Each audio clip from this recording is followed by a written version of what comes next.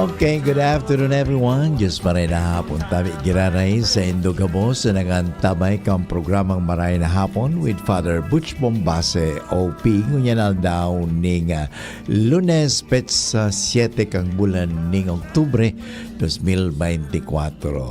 Sana po yung kamo sa Maray na Kamugtakan ngunyan daw ngunyan daw petsa 7 kang bulan ng Oktubre sa tuyang sineselebrar ang kapiyastahan kang Santissimo Rosario o Holy Rosary. Magayon mga tugang kasi ang pagdarasal ng Rosario sarong paghurup-hurup iyan sa buhay ni Kristo, sa tabang ni Maria. Mahiling ta mga tugang, sabi nga ang buhay ta ay misteryoso. Dito talagang maintindihan ang gabos digdi sa kinab-an. Misteryoso. At yun na nga mga tugang sa Rosario sa tuyang pighurup-hurup ang mga misteryo. Lalong na ang buhay baga, may tuwa, may kalungkutan, pero may tagumpay, yung tinatawag natin, ay may liwanag din, okay? Yan, mga tugang ngunyan daw, Kaya sa mga nagsiselebrar po kansendang mga kapiyastahan, happy fiesta po sa Indogabos, araw kasugma mga tugang, kasugma nga ni nagdumang kami ni Father Joseph sa Santo Domingo Albay, nakipag-celebrate kami duman at kadakol talaga nagsimba nga ni at talagang punong-puno sa simbahan, nagpapagirumdom giraray nasa tuyang ipagdasal ang bawat isa gamitin ang rosaryo. Alam mo, sa atyan siguro ipadangog ko sa Indo yung What the Demons Say About the Rosary. Nasa YouTube po yun eh. Gusto kong ipadangog sa Indo mga tugang na ang demonyo galit na galit at sinabi rin ng demonyo na talagang pag ang tao daw nagdarasal ng rosaryo, ang sa iyang payo parang nirurunot. Yan, kaya takot na takot ang demonyo sa rosaryo. Depende kung kamo takot sa rosaryo, ibig sabihin, alam nyo na. Kasi ganun ang demonyo eh. Takot na takot tawagin si Mama Mary. Bakit? Ang sabi kasi, ordinaryong tao lang yan eh. Pagkatapos siya'y naging ina ni Kristo, ina ng Diyos. Ordinaryong tao lang yan. Inggit lang si demonyo, si Lucifer. Kaya galit na galit siya. At tandaan po natin kung tayo nagbabasa talaga ng Biblia, malalaman natin ano sabi ng Diyos doon sa demonyo. Nang si Adan at si Eva ay nagkasala, makikita po ninyo kung kayo talaga nagbabasa ng Bible, nandoon na po ang Genesis chapter 3 verse 15.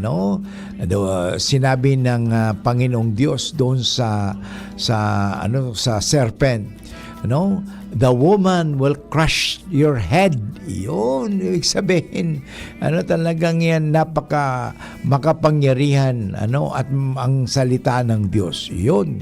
At the same time, yun mga tugang, kaya yan po ang satuyang ipangadyi ang rosaryo, yan. So yan, pag-usapan natin ngayon ang pag-rosaryo kasi minsan, Father, repetitious naman ang rosaryo. Alam mo sa dasal, kahit sa Old Testament, repetitious naman talaga. Ang sinasabi dito, huwag tularan ang mga pagano, mga hetins, sa pagdarasal, kasi nagdarasal sila sa mga Diyos-Diyosan. Hindi ba tayo nagdarasal sa mga Diyos-Diyosan? Nagdarasal tayo sa Diyos, hindi sa Diyos-Diyosan, sapagkat ang mga estatwa, hindi po mga rebolto, hindi po mga Diyos-Diyosan yan. We do not worship. Yan. And I again like to say this again. Sabihin ko you have to distinguish pray and worship. To pray is different from to worship. To pray is to ask, and to worship is to acknowledge God, the supreme being. Yan po. Ang problema kasi sa tuya, we do not try to distinguish. There is a distinction between pray No, we pray. When we pray to God, and we ask God, yun. At the same time, we ask the saints, sapagkat makikita na sasabi sa Hebrew, sa aklat ng Hebreo na sinasabi nga na tularan ninyo yung mga mabubuting tao. Yun naman talaga Yan pag-usapan natin ang Santissimo Rosario. And by the way, ngunyan daw ang UST Legazpi ay nagse-celebrate po ng ng Teachers Day, yung ang topic nga ni ngunyan duman celebration of the World Teachers Day is valuing teachers' voices towards a new social contract for education. Kaya sa UST Legazpi, mula kaninang 11:30 ay wala nang pasok. Kaya mga estudyante, sasabihin ninyo mga tugang na sabi nga ng mga inihong mga sasabihin nila, Father, may klase kami. Wala pong klase ngayon sa UST. Yan, kasi mayroon nga na kwandigdiho na daing klase. Yan, may suspension of classes po ngunyan sa UST. Yan, okay? Kaya ngunyan sineselebrate, nandun po sila ngayon sa sa dome, sa dome na sinasabi mga tugang sineselebrate ang inihong Teachers Day. Okay. So yung mga tugang. Anyway, kumusta po sa indong mga naginibo ka hapon, talagang ngunyan para nakakaantok talaga. Grabe naantok kasi nagising din ako kanina umaga. Nag-walking ako, mga alas 5, nagising ako. Kaya ngayon parang inaantok ako.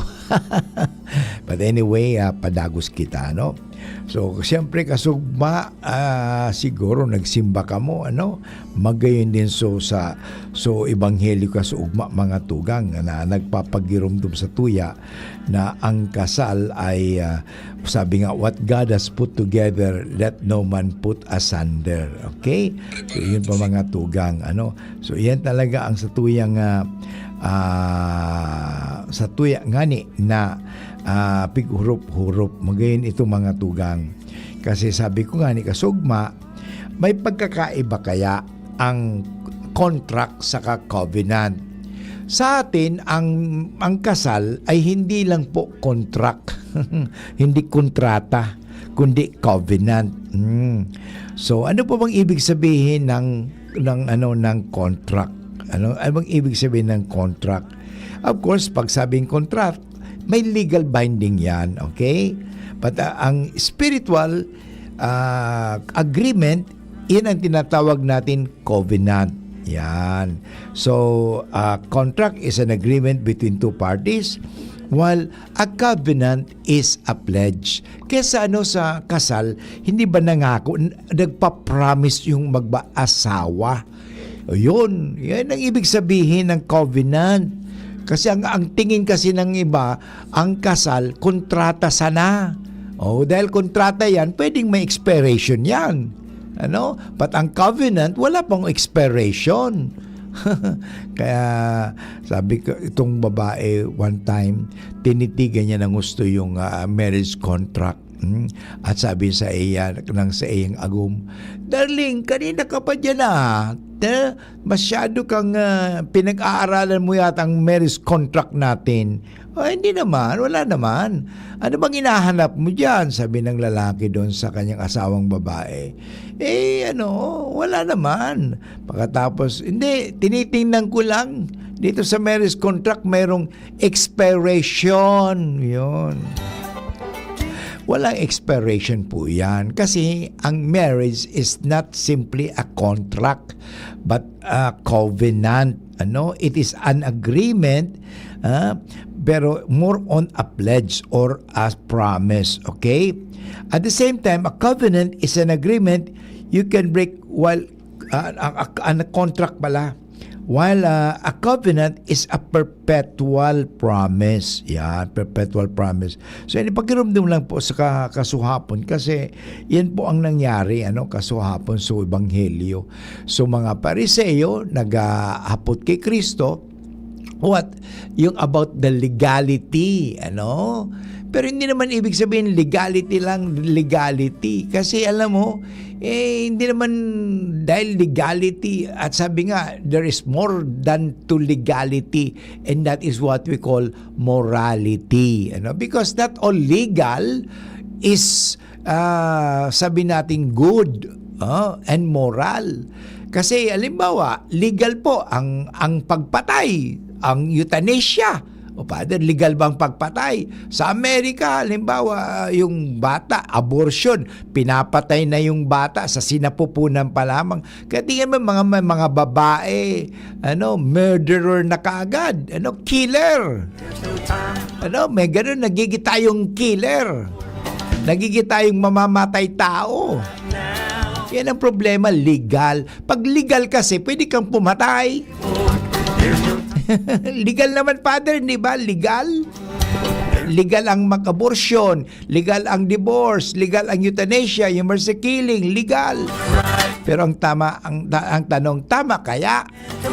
Mali po, kasalanan po yan. So not everything legal is good. Not everything legal is moral. Pag sinabing moral, that is the standard. Talagang standard na po for what is good. Okay? Ano bang mabuti? Ano bang what is best? Ang ibig sabihin, pag sinabing moral, ibig sabihin, you are doing it according to what it was made. In other words, my purpose. Yan ang problema minsan ang tanda natin pagdating sa kontrata, gawa ng tao lang yan. Pag sinabi ng covenant, gawa ng Diyos yan. Ngayon susundan natin, gawa ng tao o yung gawa ng Diyos. Sasabi natin, gamitin natin ang gawa ng tao, yun na lang sundan natin yung gawa ng tao, yung plano ng tao. Kung susundan natin ang gawa ng tao, ay nako, ang ating wala tayong mapupuntahan kundi kamatayang kahirapan lamang. Dahil ang tao ay talagang fallen baga tayo, makasalanan. Kaya talagang pinapaalala lang sa atin muli, ibalik ang Diyos. Ibalik ang Diyos sa ating buhay. At huwag tayong maging Diyos-Diyosan. At huwag na tayong ang Diyos-Diyosan ng mga tao ngayon, pera, katanginyagan, kayamanan, yung lahat ng mga bagay na gawa ng tao, yan ang sinasamba nila ngayon.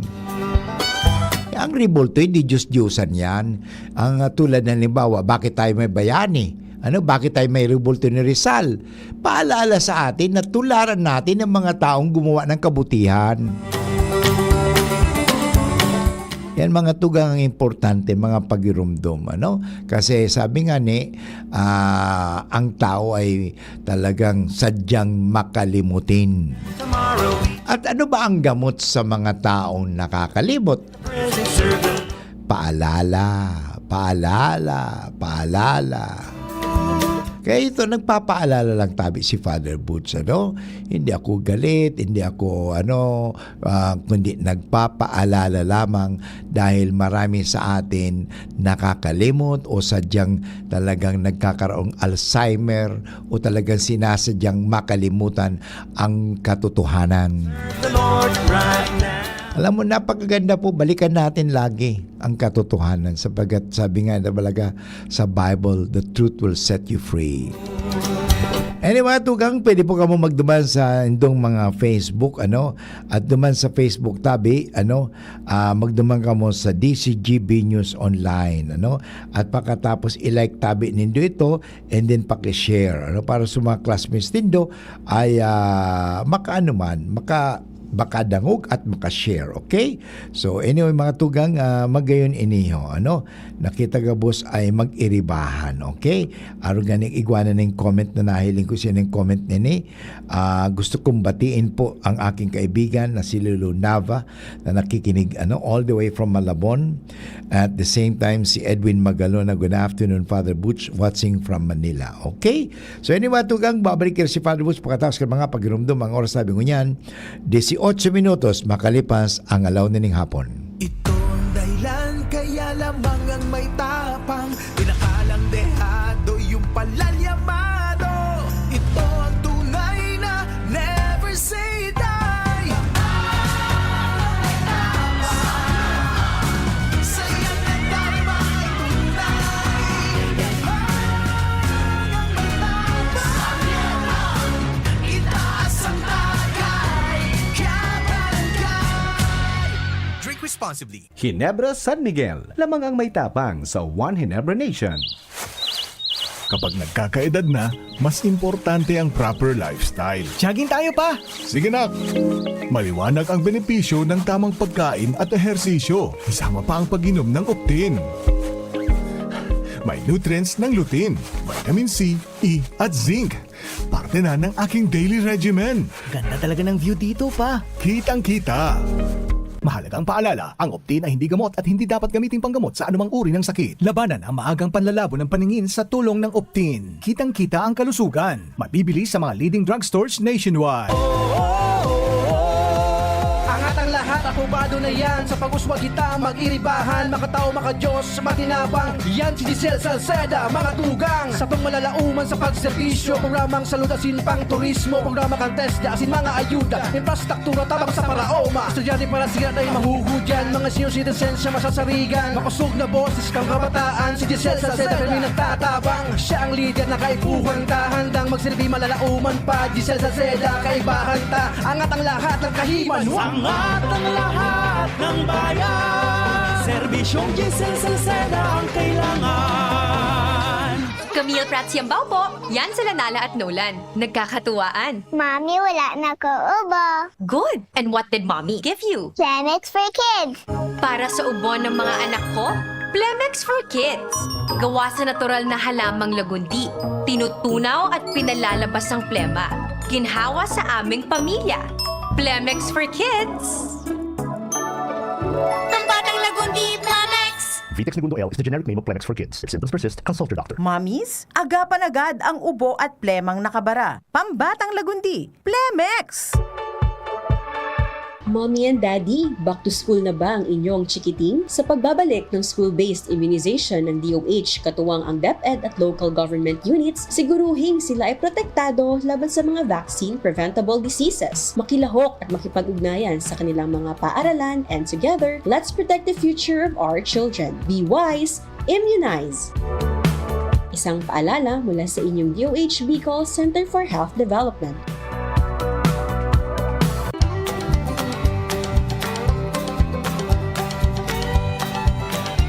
Okay mga tugang, balik po kita graray sa programang Maray na Hamon with Father Butch Bombase OP at sa tuyang nga pinag-urulayan ngunyan ang manunugod sa Rosario, no?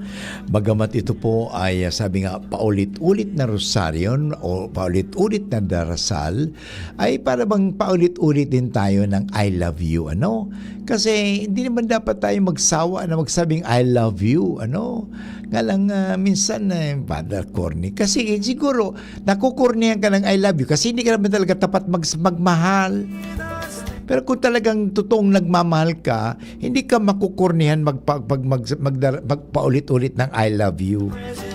It doesn't mean na pag pinaulit-ulit mo ang isang bagay, ibig sabihin hindi tama. Mali po. Tingnan mo, paulit-ulit naman tayo na buhay, di ba? Mamaya ang gabi matutulog, mamayang dinner kakain ka naman. Bukas pagising mo, maghilamos. Huwag ka na maghilamos bukas. Paulit-ulit naman pala. Ano ang buhay? Paulit-ulit. Halimbawa, maglakad ka, left, right, left. O subukan mo nga maglakad ka na hindi ka magulit-ulit. Pwede makalakad ka ba? Hindi naman ibig sabihin paulit-ulit masama. Hindi po. Nagiging paulit-ulit yan. Kung ibig sabihin na yan, paulit-ulit na sabi mo masama, kasi wala kang pinatutunguhan. Lakad ka ng lakad, hindi mo alam kung saan ka pupunta. Kumakain ka, hindi mo palang kung bakit kumakain. Ibig sabihin, purpose. You have to know the purpose. Why do we pray? Why do we recite the rosary? To meditate on the life of Jesus.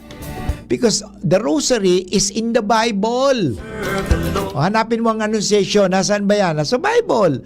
Ngayon, the Joyful Mystery, the Visitation, nasaan yan? Nasa Bible. The birth of Jesus, nasa Bible. The presentation, nasa Bible. The finding in the temple, nasa Bible. Tapos sasabihin, wala naman, Father, wala naman ang rosaryo sa Bible. Anong wala? Siguro hindi ka nagbabasa ng Bible kasi ang rosaryo, sabi mo, ang rosaryo, that is the tinatawag natin na terminology into meditation of the life and death of Jesus. Ibig sabihin, walang pangalan mo sa Bible, hindi ka makakapasok sa langit. Ang Pilipinas, nandun ba sa Pilipinas ang pangalan ng Pilipinas sa Bible? So, ibig sabihin mo na yung mga Pilipino hindi makakapasok sa langit kasi wala sa Bible? That's too literal an interpretation. Alam mo mga tugang, napakaganda po. Alam mo, ang Bible ay unang-una, ano bang naunang ginawa? Simbahan o Bible? Simbahan. Sapagkat ang simbahan ang gumawa ng Biblia, hindi yung Biblia gumawa ng simbahan. Yan ang problema. Tingin mo, kailan lang ba nagkaroon ng Bible? Kailan lang ba? Ano nauna, ang simbahan o ang Bible?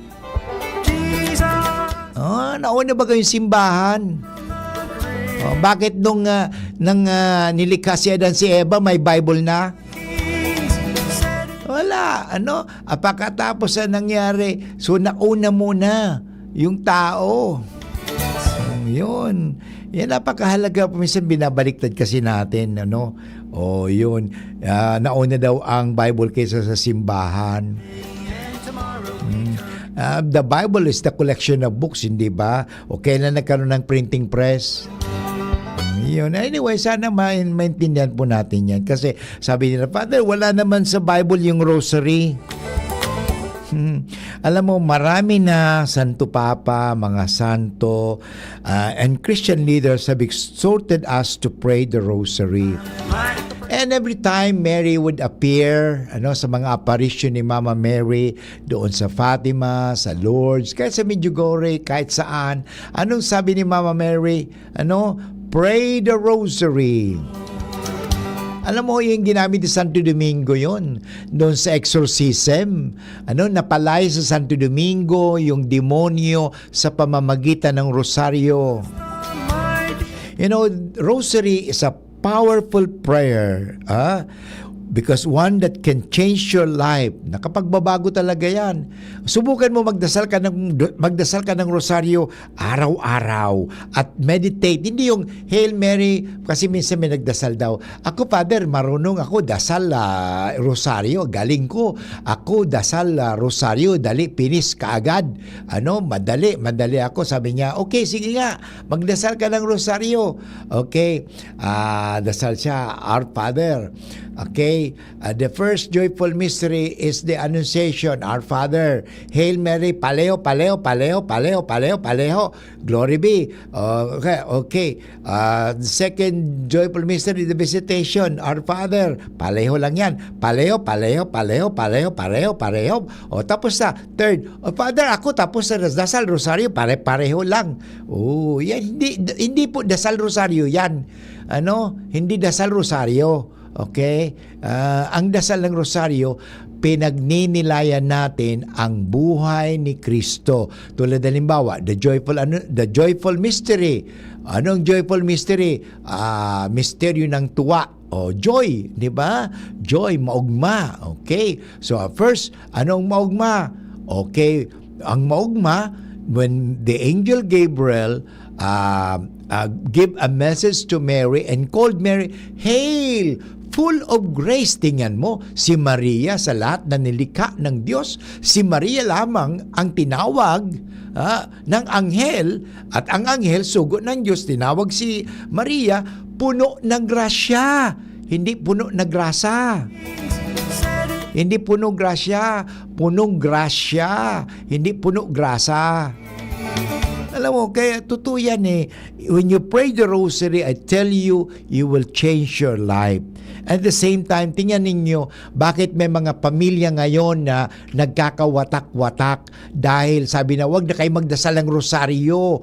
Ano lang yan, matagal pa, paulit-ulit lang man yan. Sasabihin pa, madasal rosaryo, hindi maganda yan eh. Okay? So, alam mo, in order to strengthen the family, sabi ko nga kasuhapon sa sermon ko, pray the rosary.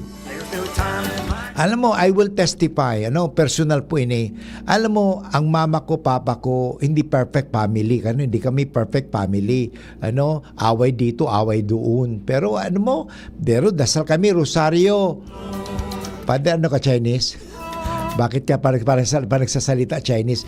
Alam mo, totoo mga tugang. Alam mo, pag nagpapangadji ka ng rosaryo, kahit na kayo may alitan, away, ni magkairintindihan, pag nagdasal na kayo, naglumuhod na kayo, at nagdasal na kayo ng rosaryo, tatahimik na ang bawat isa. At sasabihin ko, the rosary will strengthen the family.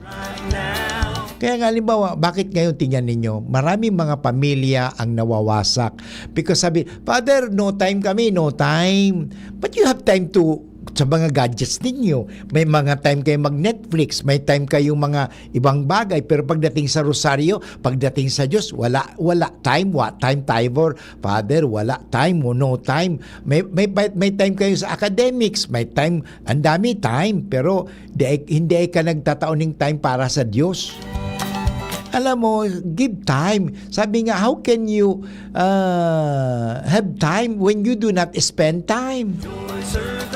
Spend time with God. Importante po yun. At tandaan po natin, when we pray the rosary, there will be peace in the world. Ito po sabi ng sa Fatima, hindi ba? Kung sinunod lang talaga natin ang sabi ng ating mahal na ina doon sa Fatima, pray for the conversion of sinners para at the same time magkaroon ng peace in the world. Nga lang problema, tulad sa ebanghelyo kahapon, bakit nagkaroon ng divorce? Sabi ni because sabi ng mga Hudyo, because sabi nga ni Jesus, because of the stubbornness of your heart, dahil sa katigasan ng ulo. Yan, importante mga tugang. Kaya nga, if you want peace in the world, pray the rosary. At talaga, isa pa ito, sabi nga, hindi kasi tinatry natin sabi nga mga hugakon daw kita. Tama ba? Mga hugakon nga man na kita. Pagdating sa Diyos, bakit we do not give time to God? But when we sa ibang mga bagay, sige, mag-irinuman kita, magkarakanan kita, magkunsain-sain ginibuta, igwa kitang time. Pero pagdating sa Diyos, magdasal tayo. Father, antok na ako, busy ako, pagod ako. And we will always find excuses when we pray to God. Dasal tayo. Sabi mo, sabi ko, pagod na ako, Father, pagod na ako. Magdayan ako magpapangadita, pagod na ako. Pagal-pagal ako, Father. Bakit pag ganun? Pagdating sa Diyos, pagal kita. Pero sa ibang bagay, di kita pagal. Is there something wrong? Alam mo, when we pray the rosary, I tell you, we can convert many people. Praying the rosary can convert the entire nations, and especially we can win the salvation of souls. Kaya yung importante mga tugang, why do we have to pray the rosary? Because the rosary is the prayer wherein we meditate the life of Jesus in the Bible. Kaya lahat, the resurrection, nasa Bible baga? The agony of Christ in the garden, nasa Bible yan. The crucifixion, nasa Bible. Kaya huwag mo sasabihin, Father, wala naman sa Bible ang rosary. Pwede yung the word rosary, wala. Pero the meditation, ang laman ng rosaryo ay ang Biblia. Kaya sa panahon na yun, hindi daw ang tao makapagbasa ng Bible kasi wala pa naman talagang printing press. Ngunyan, marami na tayong mga Bible. May Ilocano Bible, may Bicol Bible. Ang dami ng Bible. Pero before, wala pang printing press. So, ang hirap talaga magbasa ng Bible. So, ang ginawa nila, 150 Psalms baga ito. 150 Psalms. So, yun po ang naging 150 Psalter, yung Hail Mary. Okay, yun po yun. Okay, kaya sa Rosary, 150 kasi 15 mysteries. Ngayon, dinagdag yung luminous mystery, kaya 20 mysteries na. Kaya maganda mga tugang iyan na magdasal ng rosary because when we pray the rosary, we will foster a relationship with God and we will be like Mary who followed Jesus Christ, who always follow and submit herself to God. And yung mga tugang, sa pagbabalik ko mga tugang, ipapadangog ko sa Indo yung what the demons say about the rosary. Pakinggan ninyo mamaya ayon, yung demonyo mismo, kasi ito ginawa ito sa exorcism. Okay, paparinig ko mga tugang sa Indo. But yung mga tugang, ang oras tabi ngunyan ay 34 minutes after 1 o'clock. An oras hatod sa Indokang Plemex. Pag may ubo o hika, Plemex agad. Basta Lagundi, Plemex. San Miguel Beer. Sali na sa San Miguel Beer Tansan Katutak Panalo under the Crown promo at baka manalo ng up to 100 million worth of prizes. Farix Vitamin B1, B6, B12. Farix-cited Liver Aid Silimarine Capsule. Liver Aid. It's liver or lover, boys. Thank you Kong Joey Salceda. Habang sa agrikultura, turismo, infrastruktura, financial tabang medical. Thank you Kong Joey Salceda. Buhay natin mas sumasaya pag si Joey ang kaiba. Daing natin ang pangangamba. Kong Joey Salceda. Highest rating approval.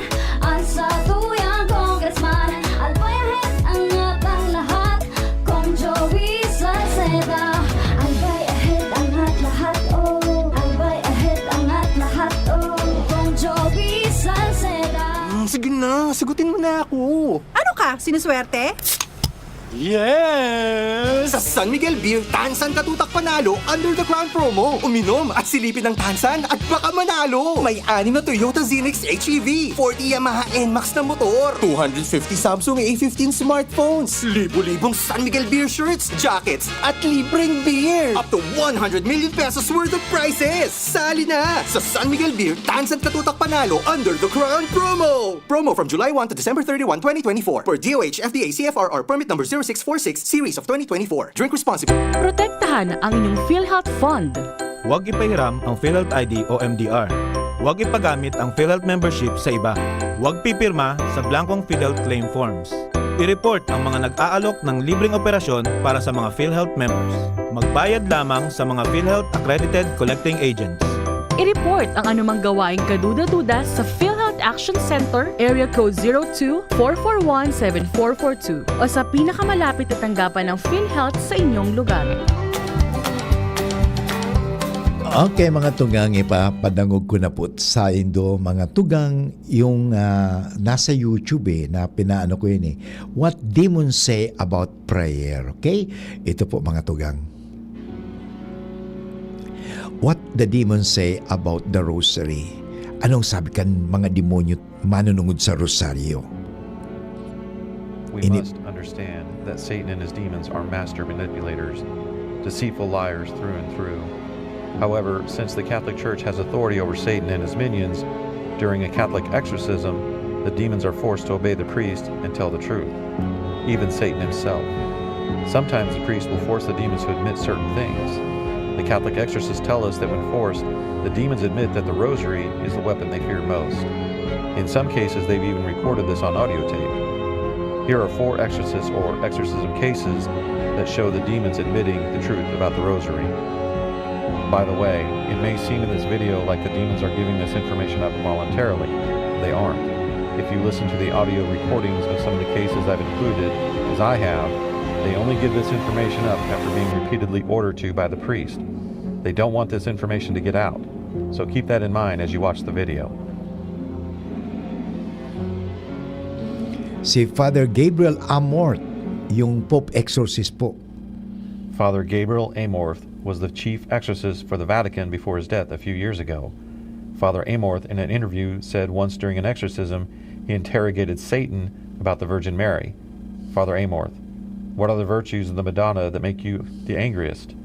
She makes me angry because she is the humblest of all creatures, and because I am the proudest, because she is the purest of all creatures, and I am not. Because of all creatures, she is the most obedient to God, and I am a rebel. Tell me the fourth characteristic of the Madonna that makes you so afraid of her that you are more afraid when I say the Madonna's name than when I say the name of Jesus Christ. I am more afraid when you say the Madonna's name because I am more humiliated by being beaten by a simple creature than by him. Tell me the fourth characteristic of the Madonna that makes you the most angry. Because she always defeats me, because she was never compromised by any taint of sin. Every Hail Mary of the Rosary is a blow to the head for me. If Christians knew the power of the Rosary, it would be the end of me. Yun nga, Rosario. Ano? The end of Satan pag nagdarasal tayo ng Rosario. The Rosary was given to St. Dominic in the 12th century to combat the Albigensian heresy. Once, when confronted with a possessed Albigensian, he asked Mary to force the demons who possessed the man to reveal the truth about devotion to her. The devils were thus forced by her to reveal the secrets of the Rosary. Now that we are forced to speak, we must tell you this. Nobody who perseveres in saying the Rosary will be damned, because she obtains for her servants the grace of true contrition for their sins, and by means of this they obtain God's forgiveness and mercy. Yan ang pagdarasal ng Rosario. Nung in-exercise si Emily Rose, ito po. Well, Anneliese Michel, actually. The movie was based on the real case of Anneliese Michel, a German girl who was possessed in the 1970s. The sessions were tape recorded. The following are excerpts from the tapes translated into English. The priest begins. It is the month of the Rosary. Did you know that? Yes, but only the fewest pray. The fewest pray? Yes. And in church, all too few pray because the priests think it's unfashionable. Yes? Yes. All of them? Almost. If only the dumb had a clue. Why do you fear the Rosary? Why? Yes, why? Because it. Because it. No, I will say it. Tell me this by God. Because it is a strong shut your mouth. Yes. Because it is a strong weapon? Yes. Against Satan? Yes. And all the demons? Yes. Against us. I must say it. The Rosary is a powerful weapon against Satan and all the demons? But many do not believe it. They think it is a thing for women, fortunately. Whose fault is that? We are. You are? We are. Yung kausap ang demonyo. Tingnan ninyo. Kung tayo magdarasal ng Rosario, An Italian mapupuksa priest, Father si Ambrogio, Satanas. commanded the demon Beelzebub to say what the Rosary does to him. He recorded the interrogation on October 7th, 2019. This is what Beelzebub had to say about the Rosary. The Rosary destroys me. Every Hail Mary bursts my brain. It is a very simple prayer that not everyone does, but whoever prays it is unified with the life of Christ and Mary. My brain explodes to hear the same song. I can't stand it. It even annoys me whoever has it in his hand, even if he does not pray it. I just can't stand it. Mary loves this prayer, and he who prays it, his family has special protection. I can't enter that home. I have not been given permission, because the power of the Holy Rosary in the family crushes me. And in those families, even if there's only one person who prays it, he can save the rest of his family. Her favorite mysteries are those of the Passion of Christ, because there is all the salvation of humanity, and the glorious ones she did not. But he who recites the Rosary, I come to disturb them with thoughts and distractions. One should also pray with their children. Teach them this prayer before I come to bother, because later I will steal their purity. Parents should pray the Rosary for their children, because I want to destroy the family and the young. To whom prays the Rosary, she gives many graces. So many, and I can't stand it. The novenas also blow my mind. I can't stand them, above all, Virgin and tired of knots. concerning the litanies at the end of the rosary. They crush me, they bore me, because it is continuous praise, praise, praise, but she deserves it. Those who do not pray them are wrong. Iyon, napakahalaga ang Exorcist pagdarasal ng Father Chad rosaryo. Ripperger said in a video on YouTube titled Rosary, a Spiritual Weapon, the very prayers of the rosary drive Satan and the demons out. They can't stand them. The nemesis of Satan is Our Lady. She is the destroyer of his minions, his kingdom. She lays waste to all their activities, renders them impotent, incapacitates them, instills fear in them just at the thought of her, just when they hear about her, and therefore her rosary will do the same. Until my next video, God bless. Okay mga kaibigan, napakinggan po natin yung what the demons say about the rosary. So mismo yung demonyo talagang sinabi niya na ang rosaryo ay armas na kung saan nasasaktan siya. Kaya ayaw ng demonyo na tayo ay magdasal ng rosaryo. Yun, sinasabi ng demonyo yun. At doon sa huling video, sinasabi sa atin dito na pag hindi tayo magdarasal ng rosaryo, talagang lalo ng mga bata, mga pamilya, they will talagang attack the family. Yun. Alam mo, sabi ko nga, importante po, palagi ka magkameron ng rosaryo. Alam mo, always bring your rosary in your pocket. Kanina nag-room to room ako dyan sa UST Legazpi kasi po ako ang iyong chaplain at the same time director ng campus ministry. Pinuntahan ko yung mga first year, yung fourth year, yung mga elementary. Sabi ko sa kanila, ngayon panahong ito sa tuyang sineselebrar ang month of the rosary, rosaryo. Now, ang importante ito po, say your rosary every day, because when we pray the rosary, we can drive the devil away. Yan, importante. At the same time, when we pray the rosary, then we will get closer to Jesus. Si Mary, alam mo, tandaan po natin ito, everything, alimbawa, nagdudubina tayo kay Mary and everything, ito po ang dahilan, because Mary will bring us closer to Jesus. Yan naman talaga, hindi naman si Maria ang sukdulan, kundi si Jesus. Kaya tingnan ninyo sa wedding at Cana. Anong sinabi ni Mama Mary sa mga waiters? Do whatever Jesus tells you. Yan naman talaga. Hindi naman sinabi ni Mama Mary na sambahin ninyo ako, tularan ninyo ako. Hindi. Ang sinasabi ni Maria, pray to Jesus, pray to my son, because there's only one Savior, Jesus Christ, my son. Hindi ba sinabi ni Maria na I am the Savior, I am the salvation? No. Kaya maganda talaga ito sinasabi ni Maria sa atin, tinuturuan tayo. Ngayon sinasabi nga na we are celebrating the World Teachers Day. Alam mo si Maria, masasabi ko sa Indo, mga tugang, she is the best teacher. Bakit she is the best teacher? Tinuruan niya si Jesus Tinuruan niya si Jesus, mga tugang. Tinuruan niya si Jesus magdasal, tinuruan niya si Jesus magtrabaho, tinuruan niya si Jesus ng mabuting asal. Si Maria, the best teacher. Kaya nga ngayon, sabi natin na yung mga teacher ngayon, siguro talagang tularan natin si Maria. Si Maria po ang napakagandang ehemplo ng isang guro. Okay? Itinuturo niya ang katotohanan. Sino ang katotohanan niyan? Si Jesus. Yan naman, napakaganda po yan. Kaya always bring your rosary, okay? Yung sabi ko sa kanila, has any one of you a rosary in your pocket? Sabi niya, pinakita ko sa kanila.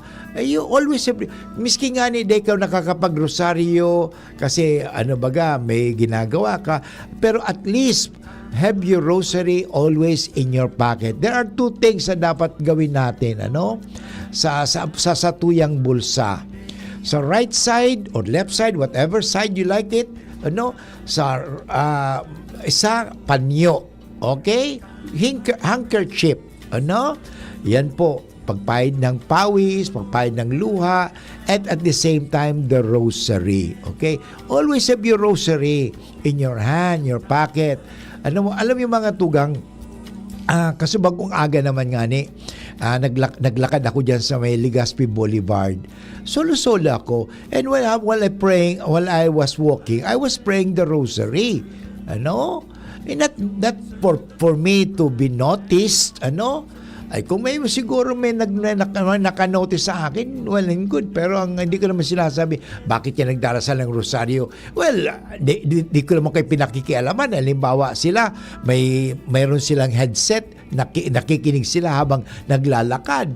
May ginagawa, hindi ko pinakikialaman. Walang pakialaman. Kung gusto niyo, magdasal din kayo ng rosaryo. Alam mo, pag nagdarasal tayo ng rosaryo, I tell you my dear brothers and sisters, napakaganda po kasi yan. Okay, Mama Mary will help you to be like Jesus. Okay?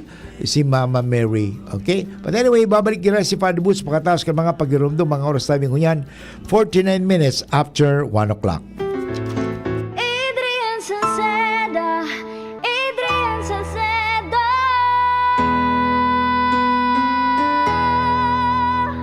Padagos ang pagtabang niya sa sato padabata. Yan ang satong alkalde sa banwaanin Pulangi. Taon-taon kadako lang mga naginibuhan niya.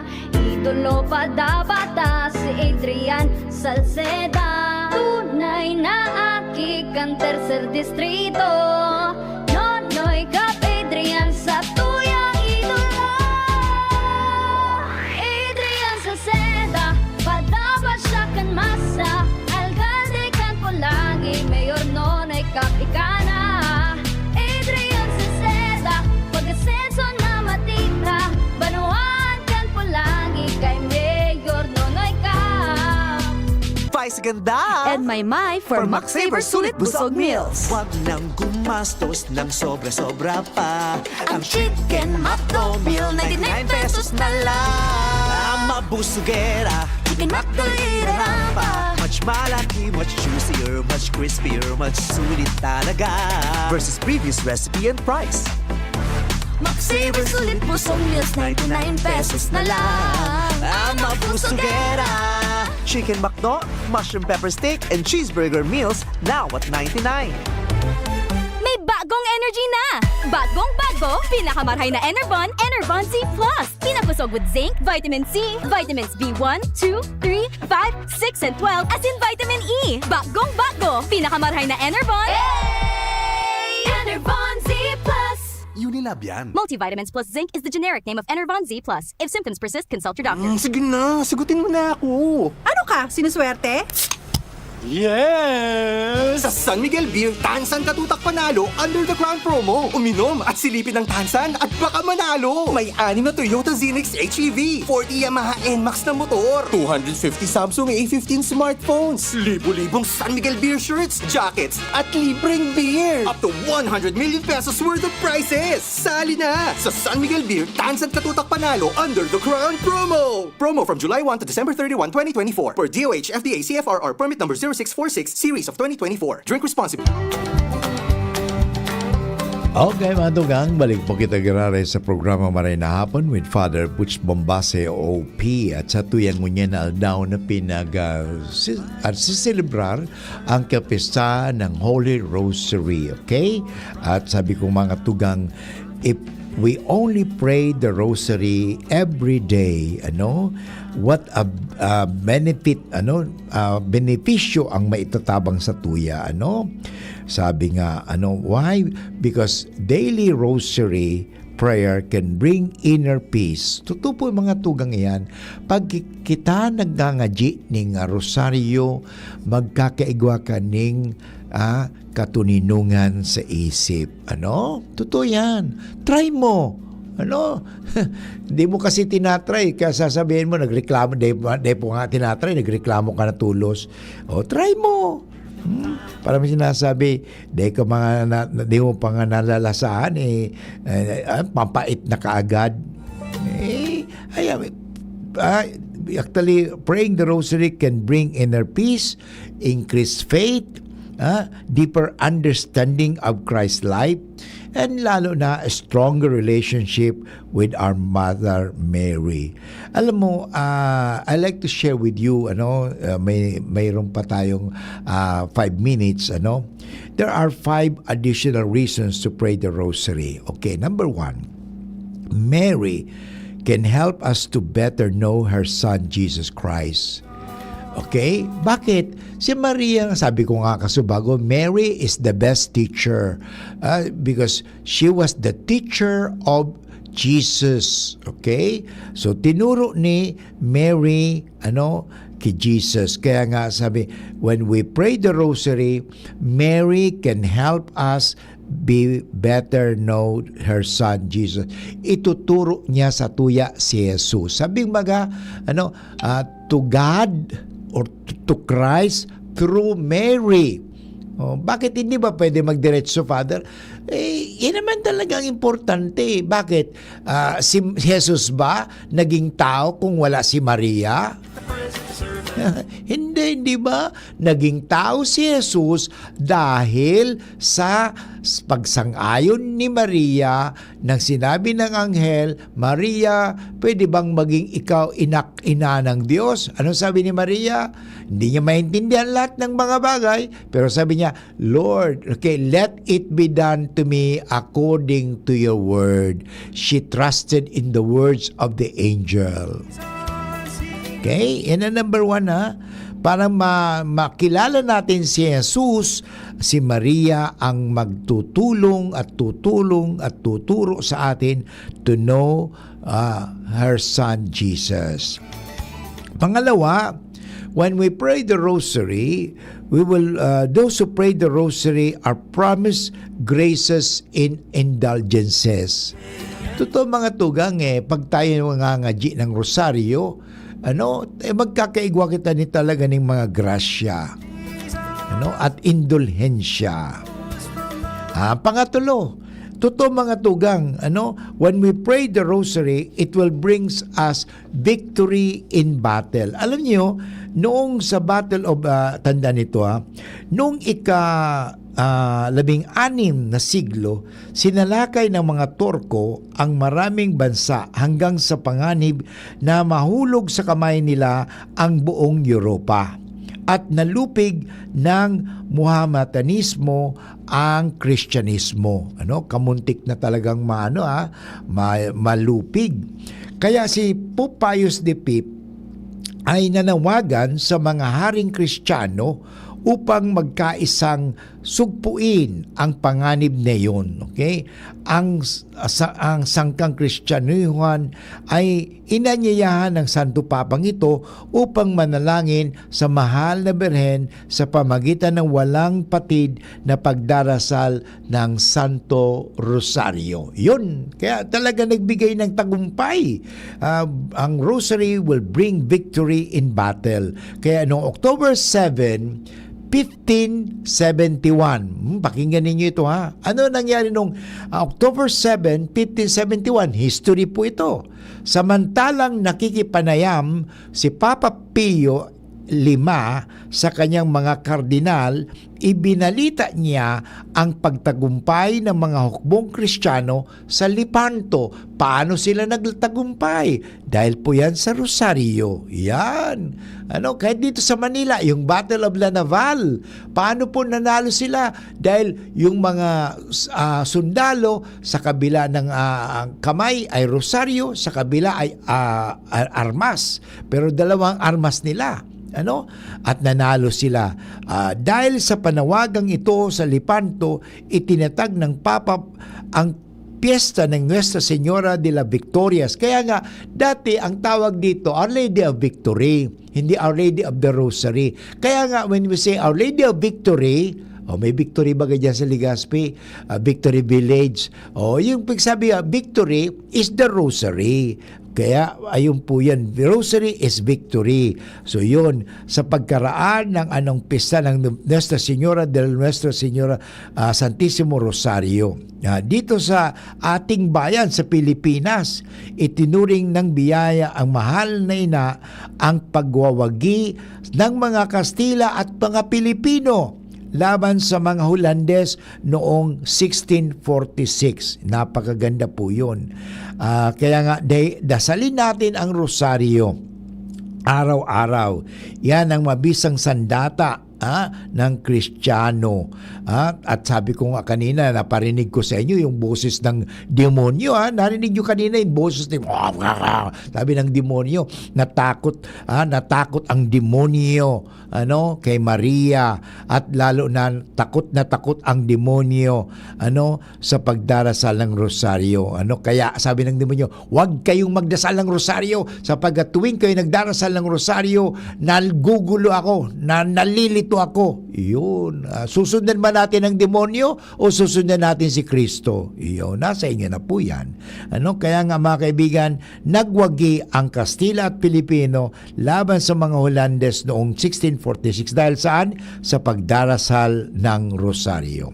Tanda natin mga kaibigan, kung sana ang bawat pamilya ay magdarasal muli ng rosaryo when the family brings back the rosary and again pray the rosary, there will be unity.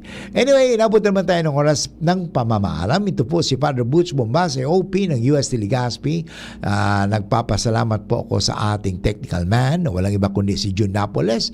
At the same time, si Jerome Martinez sa item production. Tandaan po natin, pray the rosary every day so that we can all be happy. We are all a blessing to one another. Bye-bye.